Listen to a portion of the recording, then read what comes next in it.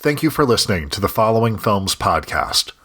Today I'm joined by Sean King O'Grady to discuss his latest project, Suspicious Minds. Suspicious Minds is a docuseries that investigates the disturbing rise of artificial intelligence as a trigger for delusional thinking. Through powerful first-hand accounts and in-depth interviews with leading experts in psychiatry, neuroscience, and AI ethics, the series unpacks a growing psychological phenomenon. Individuals developing complex, often life-altering delusions rooted in AI technologies. From chatbots to surveillance fears, the show examines how emerging technologies are reshaping the landscape of paranoia, and how these modern delusions echo, amplify, and challenge our historical understanding of the human mind. Today's episode of the Following Films podcast is brought to you by Google Workspace. We use Google Workspace to keep things running smoothly and efficiently here at Following Films, and I can't recommend it enough. Try it for your business and see how it can help you stay organized and connected. If you sign up using my link, you'll get a discount, and you'll be supporting the show. Check the show notes for a direct link. Suspicious Minds is a weekly video documentary series and podcast that is currently airing. Platforms include YouTube, Spotify, Apple Podcast, Substack, and many more. I hope you enjoy the show. Thanks.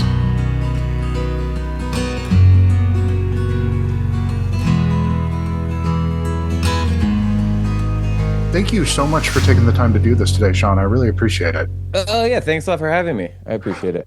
Well, I've been wanting to chat with you for years because I feel like I've been circling your work for quite a while now. I had Sierra on to talk about We Need to Do Something, and then I had Haley on to talk about Our American Family. So I keep talking about you, but I've never had the chance to speak to you directly. So it's really nice to finally get to put a face and voice to the name that I've seen for all these years. Yeah, it's great to meet you too. I've listened to those interviews, and the one with Haley, we did a lot of those together, and that was one I just missed, unfortunately. So it's good to finally meet you as well.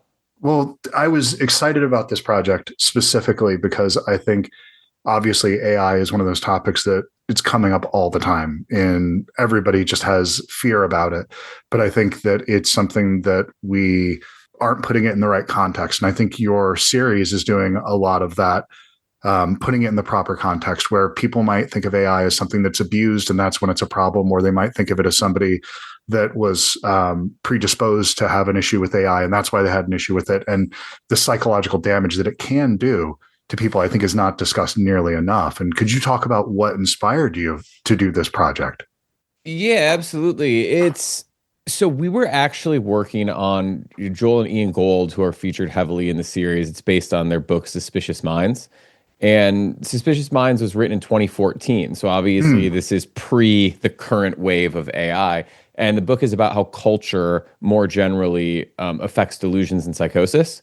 And really their theory, based on a lot of research and data, is that culture not only shapes the content of delusions, but can also trigger delusions and delusional disorders. And so we were working on either a feature doc or a doc series. We're kind of trying to figure that out based on that idea and interviewing people who'd experienced other types of delusions. The Truman Show delusion is the one that the Golds are most famous for. Obviously, people are aware of that, and the Golds actually sort of discovered and coined that term, Truman Show delusion. And while we were working on it, I received a call from a friend who said, "You're not going to believe this, but I woke it up." And I was like, "You woke what up? What are you talking about?" And this friend then said to me, "My AI is sentient. It's conscious. This is whatever relationship you think you have with your AI. Mine is different. I did something and it's awake." And that then led to a pretty extreme mental health crisis for this person. And I thought, wow, how strange. Something from this book, this topic that I've been researching, has entered my life in a way that was unexpected, but didn't think that much about the AI component. I really thought, again, that it was the content of this person's delusions. And then I started reading the headlines of other people having delusions related to their chatbots, of other people having what colloquially got coined as ChatGPT psychosis. And that's when we realized that there was something happening that was urgent and that was novel and that we couldn't wait around. So, just like I'm sure you're familiar, the normal timeline from entering production to releasing a documentary or documentary series is years. Yeah, That's for what we sure. had previously been working on, and we knew we didn't have time with this because of how it was happening, and that's ultimately why we decided to release this series the way we're releasing it, and that's why we decided to dive in this first season into specifically AI related delusions and psychosis, because this is simply something the world has never seen before. Well, there's elements of it that you go into in the second episode that we've seen before to some degree, where we have had technology induced psychosis, but never at the mass scale that we've seen now. And this is something that we're just scratching the surface of this, where people are just really starting to use these tools now. Yeah, and there is I'm glad you brought that up. There's a long and interesting, fascinating, in fact, history of technology influencing delusions that we were going into in the original iteration of the series, that the book goes into in a really fascinating way. And the difference with this technology, AI versus other technologies, specifically AI chatbots, is that they talk to you. Your car didn't talk to you. The steam engine didn't talk to you. The cotton gin didn't talk to you.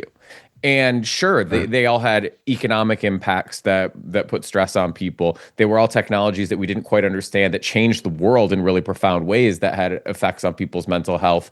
But there's something about a technology that speaks to you in, as Mustafa Suleyman, the CEO of Microsoft AI, put it, in a seemingly conscious way, Yeah. is truly novel. Well, and somebody mentions the idea of it's hiding the monster behind the scene, that it's intentionally putting this face forward that's very agreeable to you, but because it's doing it that way, the information that it's giving you, it creates a sense of comfort with it, and you trust it in a way that you probably shouldn't. And that it's just that idea of the way it tries to pacify us and encourage us to go down these paths is something that's actually built into it that's really dangerous. And what's so scary about that is the person who actually brings up the monster analogy is Nick Haber from Stanford, who's one of the few people featured in this series who's actually working on building AI. And granted, he's working on building safe AI, but he understands how dangerous it can be. And that's the other point I want to make too, is this. Obviously, we can talk about the potential economic consequences of AI. We can talk about the environmental impact of AI. Yeah. We can talk about how it's impacting the arts specifically all day long. But I think this technology is like the cat is out of the bag. The toothpaste isn't going back in the tube, all those things. This technology is here. It's with us now. There's no getting rid of it. And I think that there will be benefits to all of us that come from safe uses of AI. And so we need to talk about that as well. But I think if you look at the other technologies that have been introduced to, particularly like our generation or people of the last like 60 years even, it's the internet and it's social media and it's smartphones. We're terrible at using all of these things. Like, name a person seriously, that doesn't have some sort of smartphone addiction. I know a handful of people that have intentionally gotten, maybe two people that have intentionally gotten flip phones because of that exact thing, where they were just on it too much and they just have said, I'm done, I'm stepping away. But they had to, they're going clean at that point. This is essentially AA getting a flip phone at this point, that it is an actual addiction. Exactly. And so now we've got, there were horrible things happening with, and obviously social media connects people. There are benefits that social media has, but it was increasing incidences of anxiety, depression, body image disorders, eating disorders, all these things, because we don't know how to use it. And to me, I hope that, and part of what we want to do with this series is, well, first of all, the scary thing is we weren't hearing about psychosis with these other technologies at the rates we are now. And if we're hearing about it at this level, think how many people aren't aware of the fact that they're currently psychotic, currently delusional, or the people who know and are hiding it. This is, people don't talk about psychosis. I think it's the statistic is, at any point in their life, 17% of all people on the planet Earth will be psychotic. So Really? this is almost 1 in 5 people will be psychotic. This is your friends, this is your Yeah. neighbors, this is potentially you, and nobody talks about it because it's still one of these things that people are ashamed of. It's really heavily stigmatized. People don't want to be called crazy. Nobody does. And so I think that for all the stories that are out there, people who come forward and are dealing with these issues, there are so many. That's really the tip of the iceberg. And so for me, it's looking at this and saying, all right, this can be really dangerous. I know people now who I consider friends whose lives have been destroyed as a Right. result of their use of this technology. And we need to get the message out there and we need to explore and we need to figure out what's happening so that as opposed to our terrible way of dealing with social media and smartphones, we can try to use this technology properly and try to have as much benefit from it as we can without all these potential negative consequences. Well, there's that element of balance that we need in all things in our lives, be it technology or food, drugs, alcohol, anything like that. You need to have a balance with it. If you're going to engage with something, it just you have to recognize the dangers in it, and we're not exploring the dangers of AI in a way around mental health. Because as you're saying, these stigmas that are attached to it, where we've never been more open about the mental health crisis that we have in this country and in the world than we are now, but we still have a long way to go where there is that stigma that people make assumptions that if you have a problem with technology, it's because you don't have the ability to control yourself. And that's why I was really glad you included the gentleman from the second episode, that he took a little corner of a pot brownie. And marijuana is one of those things that for most people, it is not harmful. They can have those occasional edible, do something like that, and it's not going to really impact their lives. They'll be okay when they come to the other side of it. But for a percentage of people, there are people that will go into psychosis through that. I have a cousin that went through that experience. And so that is something that resonated very deeply. And that has nothing to do with their mental state, just their physiology, their chemical makeup. They were just predestined to that. And I think that we need to be more honest about these issues that we're facing right now. Yeah, that's a good way of putting it. And I think we also have to address the fact that these aren't moral failings. I mean, Yeah. I would think that we've been talking about this with drugs and alcohol for decades now. These used to be seen, addiction used to be seen as a moral failure on the part of the person who's experiencing addiction. We don't talk that way anymore, at least most of No. us. And I think that we need to look at this the same way. It's like there was such an unbelievable amount of victim blaming that went on immediately when these chat GPT or our AI psychosis and AI psychoses and delusions first started coming out. It almost seemed like it was commentary from another era. And it's literally Yeah. just because it's a new technology that people don't understand yet. And I think that the more that we do start to understand this and the more that we do see that, and I'm glad you brought up the point about the pop brownies, because yes, marijuana is safe for a lot of people, but for some people who otherwise would never become psychotic, would maybe never even develop schizophrenia, but have the potential for it within them, that's the trigger. That's the thing. Yeah. And they're dealing with a mental health issue the rest of their lives in some cases. And that's one of the gold's positions is we keep putting more triggers into the world for people to potentially become psychotic. So there could be somebody who develops an AI chatbot psychosis that maybe they did try pop brownies, they didn't become psychotic. Maybe they did have some of the other triggers, potential triggers, that thing didn't trigger them, but for whatever reason, their physiology, their makeup, this time in their life, whatever else is happening, the chatbot ends up being the thing that triggers it, and now they've got to deal with this. And that's what is not to be fear mongering about it, because I think there hope we'll come up with solutions to these problems, and I think awareness is the first step towards that. But we are creating a world that has more and more triggers for psychosis every single day. And we never know which one of those triggers is going to be the one that changes our own personal mental health landscape overnight. And you have no idea what that could be. The only thing that I know um, is if I spend 10 hours online, going researching, doing something, actually working, and I don't feel better at the end of that. I don't feel as accomplished as if I just went in the backyard and did something, for 20 minutes, worked on a yard project or something like that, that I feel connected to my wife if we, go on a walk together. I walk the dogs, anything like that, that's just get pushing away from the world for a moment and just quieting the noise. And I think that's what we really, for me personally, that I know I need more of, that I have to actively make space to have quiet time. And we have to build that into our days. And we're starting to see it more and more professionally, where organizations are offering, meditation and other things like that as a part of your package when you sign on. And we're just barely scratching the surface of what we need as far as mental health is concerned. Yeah, those are all really great points. And I think a lot of it, if you think about this from an evolutionary standpoint, like there's nothing about the world that we've created for ourselves that is anything like what we experienced in our previous 10, 20, 30, 50,000 years of evolution.